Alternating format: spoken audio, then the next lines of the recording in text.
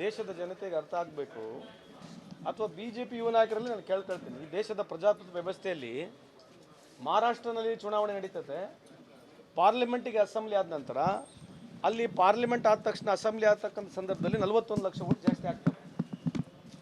ಒಂದೇ ಒಂದು 6 ತಿಂಗಳ ವ್ಯತ್ಯಾಸದಲ್ಲಿ 41 ಲಕ್ಷ ಓಟ್ ಅಲ್ಲಿ ಜಾಸ್ತಿ ಆಗುತ್ತೆ. ಉದಾಹರಣೆಗೆ ಫಡ್ನವೀಸ್ ಸಾಹೇಬ್ರೇನಿಗೆ ಮುಖ್ಯಮಂತ್ರಿ ಇದ್ದಾರೆ, ಅವ್ರ ಕಾನ್ಸ್ಟಿಟ್ಯೂನ್ಸಿಯಲ್ಲಿ 29,000 ಓಟ್ ಜಾಸ್ತಿ ಆಗ್ತಾ ಇದೆ. ಇದು ಅರ್ಥ ಮಾಡ್ಕೋಬೇಕಾ ಬೇಡ? ಅಂದರೆ ಯಾವ ಲೆಕ್ಕಕ್ಕೆ ಈ ದೇಶ ಹೋಗ್ತಾ ಇದೆ ಯೋಚನೆ ಮಾಡಿ ನೋಡಿ ನೀವು. On what basis you have increase 41 lakh votes in only span of 6 months? 6 ತಿಂಗಳ ಅವಧಿಯಲ್ಲಿ ಪಾರ್ಲಿಮೆಂಟ್ ಚುನಾವಣೆಗೆ, ಅಸೆಂಬ್ಲಿ ಚುನಾವಣೆಗೆ 41 ಲಕ್ಷ ಓಟ್ ಜಾಸ್ತಿ ಆಗುತ್ತೆ. ಏನು ಅರ್ಥ ಅಂದರೆ ಮೋಸ ಆಗಿದೆ, ರಿಗ್ ಮಾಡಿದ್ದಾರೆ. ಅದು ಬಿಡಿ, ಈಗ ಬಿಹಾರ್ನಲ್ಲಿ ಚುನಾವಣೆ ನಡೀತಾ ಇದೆ, ಪಾರ್ಲಿಮೆಂಟ್ ಚುನಾವಣೆ ಆಯಿತು. ಪಾರ್ಲಿಮೆಂಟ್ ಚುನಾವಣೆಗೆ, ಅಸೆಂಬ್ಲಿ ಚುನಾವಣೆಗೆ 65 ಲಕ್ಷ ಓಟ್ ಡಿಲೀಟ್ ಆಗ್ತದೆ. 65 lakh votes ಡಿಲೀಟ್. ಯಾರು ಪಾರ್ಲಿಮೆಂಟ್ನಲ್ಲಿ ಓಟ್ ಹಾಕಿದ್ದಾರೆ ಅವ್ರಿಗೆ 65 ಲಕ್ಷ ಓಟ್ ಈಗ ಹಾಕಲ್ಲ ಬಿಹಾರ್ನಲ್ಲಿ. BJP ಯುವ ಮುಖಂಡರಲ್ಲಿ, ನಾಯಕರಲ್ಲಿ ಕೇಳ್ತಕ್ಕಂಥದ್ದು ಈ ರೀತಿ ದೇಶ ನಡಿಬೇಕಾ? ಯಾಕೆ ಹೇಳ್ತಾ ಇದೀವಿ ಅಂತಂದ್ರೆ, ಇರ್ಬೋದು ವ್ಯತ್ಯಾಸಗಳು ಇರ್ಬೋದು, ಪ್ರಜಾಪ್ರಭುತ್ವ ವ್ಯವಸ್ಥೆಯಲ್ಲಿ ಡಿಫರೆನ್ಸ್ ಆಫ್ ಒಪಿನಿಯನ್ ಇರ್ಬೋದು, ಐಡಿಯಾಲಜಿಕಲ್ ಡಿಫರೆನ್ಸ್ ಇರ್ಬೋದು. ಇದೇನ್ರಿ ಇದು? ಓಟ್ಗಳೇ ಕಿತ್ಕೊಂಡು ಹೋಗಿ ಗೆಲ್ತಕ್ಕಂಥ ವ್ಯವಸ್ಥೆ ಬೇಕಾ?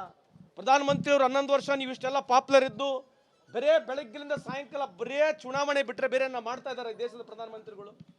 ಈ ದೇಶದ ಪ್ರಧಾನಮಂತ್ರಿಗಳು ಕಳೆದ 11 ವರ್ಷಗಳಿಂದ ಒಂದು ಸಲ ಪಾರ್ಲಿಮೆಂಟ್ ಎಲೆಕ್ಷನ್ ಗೆದ್ದ ಮೇಲೆ ಎಲ್ಲ ಸ್ಟೇಟ್ ಎಲೆಕ್ಷನ್ಗಳಿಗೆ ಹೋಗೋದು, ಇವರೇ ಭಾಷಣ ಮಾಡೋದು, 24 ತಾಸು ಇವ್ರದೇ ಭಾಷಣ. ಪಹಲ್ಗಾಮ್ ಇನ್ಸಿಡೆಂಟ್ ಆಗಿದೆ, ನೀವು ನೋಡ್ಕೊಳ್ಬೇಕಿದ್ರೆ. ಪಹಲ್ಗಾಮ್ ಇನ್ಸಿಡೆಂಟ್ ಆದಾಗಲಿಂದ ಇಲ್ಲಿವರೆಗೆ ಎಷ್ಟು ಸಲ ಬಿಹಾರಿಗೆ ಹೋಗಿದ್ದಾರೆ ನೀವು ನೋಡಿ. ಯಾಕಿನ್ನ ಒಂದು ಸಲ ಕೂಡ ಮಣಿಪುರ ಹೋಗಿಲ್ಲ? ಇವೆಲ್ಲ ಚರ್ಚೆ ಆಗಬೇಕು. ಅದಕ್ಕಾಗಿ ರಾಹುಲ್ ಗಾಂಧಿ ಅವರು ಬರ್ತಿರ್ತಕ್ಕಂಥದ್ದು. ಈ ದೇಶದಲ್ಲಿ ಪ್ರಜಾಪ್ರಭುತ್ವ ವ್ಯವಸ್ಥೆಯಲ್ಲಿ ಗೆಲ್ಲಬೇಕಾಗಿದ್ದರೆ ಓಟನ್ನು ರಿಗ್ ಮಾಡ್ತಕ್ಕಂಥದ್ದು, ಈ ವೋಟರ್ ಲಿಸ್ಟ್ನ ಡಿಲೀಟ್ ಮಾಡ್ತಕ್ಕಂಥದ್ದು ಏನು ಮಾಡ್ತಾ ಇದ್ದಾರೆ, ಅದಕ್ಕಾಗಿ ಅದ್ರ ವಿರುದ್ಧವಾಗಿ ಹೋರಾಟ ಮಾಡ್ತಾ ಇದ್ದೀವಿ.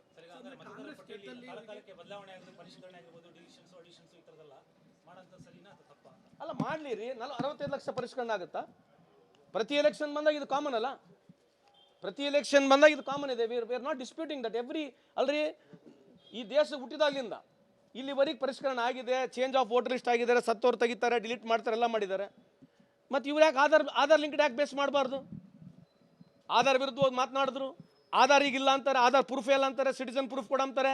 ಮೊನ್ನೆ RTIನ ಕೇಳಿದ್ದಾರೆ, ಈಗ ನಿಮಗೆ ಸಿಟಿಸನ್ ಪ್ರೂಫ್ ಏನು ಕೊಡ್ತೀರಿ ನೀವು? What is your citizen proof? ಈಗ ಹೆಂಗೆ, how do you proof your citizen of this country?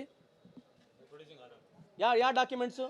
ಮತ್ತು ಆಧಾರ್ ಇಲ್ಲ ಅಂತಾರೆ, ಈಗ ಆಧಾರ್ ಅಲ್ಲ ಅಂತಾರೆ. ಈಗ ಮತ್ತು ಪ್ರಧಾನಮಂತ್ರಿದು ಹೌ ಮಿಸ್ಟರ್ ಮೋದಿ ಸಾಬ್ ವಿಲ್ ಪ್ರೂವ್ ಇಸ್ ಸಿಟಿಸನ್ಶಿಪ್? ಹೆಂಗೆ, ಏನು, ಯಾವ ಬೇಸಸ್, ಯಾವ ಡಾಕ್ಯುಮೆಂಟ್ಸ್ಗಳ ಮೇಲೆ? How are you going to prove your citizenship? ಏನಂದರೆ ಹುಡುಕ್ಬೇಕು ಯಾರು ಕಾಂಗ್ರೆಸ್ ಪರ ಮತ ಚಲಾಯಿಸ್ತಾರೆ. ಯಾಕಂದ್ರೆ ಮೊದಲೇ ಫೋನ್ ಮಾಡಿ ಕೇಳ್ಕೊಂಡ್ಬಿಟ್ಟಿರ್ತಾರೆ. ಅಂಥವ್ರ ಮನೆಗಳಿಗೆ ಹೋಗೋದು, ಓಟ್ಗಳು 65 ಲಕ್ಷ ಓಟ್ ತೆಗೆಯೋಕ್ಕೆ ಸಾಧ್ಯತೆ ಐತೇನ್ರಿ? ಪಾರ್ಲಿಮೆಂಟ್ ಚುನಾವಣೆಗೆ, ಅಸೆಂಬ್ಲಿ ಚುನಾವಣೆಗೆ ಎಷ್ಟಿದೆ ಬಿಹಾರ್ನ ಡಿಫ್ರೆನ್ಸು? 1 ವರ್ಷ ಆಗಿಲ್ಲ, 1 ವರ್ಷ ಒಳಗೆ 65 ಲಕ್ಷ ಓಟು. ಅಲ್ಲಿ ಮಹಾರಾಷ್ಟ್ರದಲ್ಲಿ 41 ಲಕ್ಷ ಓಟ್ ಆ್ಯಡ್ ಆಗುತ್ತೆ 6 ತಿಂಗಳಲ್ಲಿ. ಮಾಡ್ತಾ ಇದೀವಿ ರೀ.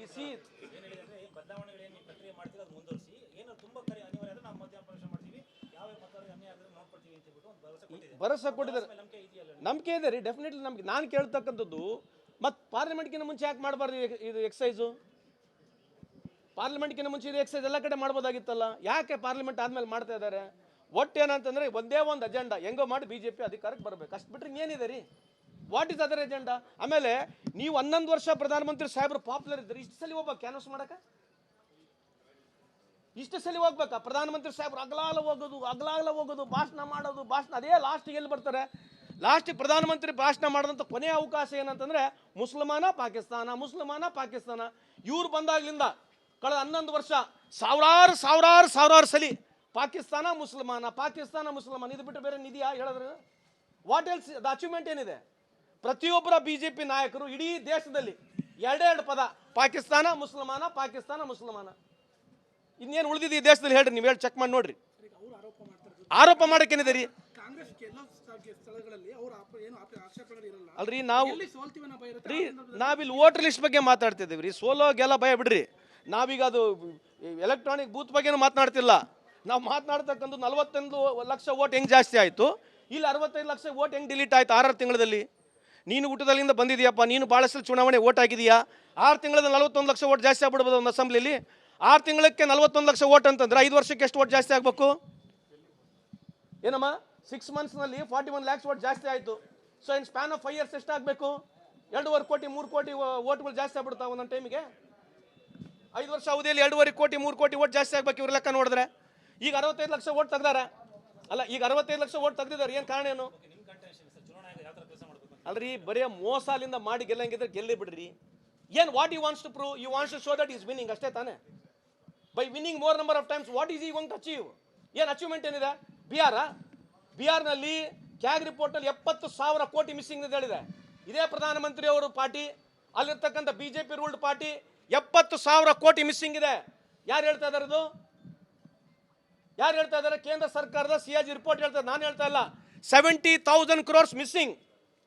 ಸುಮಾರು ಕಳೆದ 10 ವರ್ಷದಲ್ಲಿ 5 ವರ್ಷ ಅವಧಿಯಲ್ಲಿ ಅಲ್ಲಿರ್ತಕ್ಕಂಥ ಸುಮಾರು 150 ಬ್ರಿಡ್ಜ್ಗಳು ಬಿದ್ದಿದ್ದಾವೆ. ಇವರೇ ಉದ್ಘಾಟನೆ ಮಾಡಿರೋದು. ಪ್ರಧಾನಮಂತ್ರಿ ಸಾಹೇಬರು ಹೋಗಿ ಉದ್ಘಾಟನೆ ಮಾಡಿರ್ತಕ್ಕಂಥ ಬ್ರಿಡ್ಜ್ಗಳು ಬೀಳ್ತಾ ಇದ್ದಾವೆ.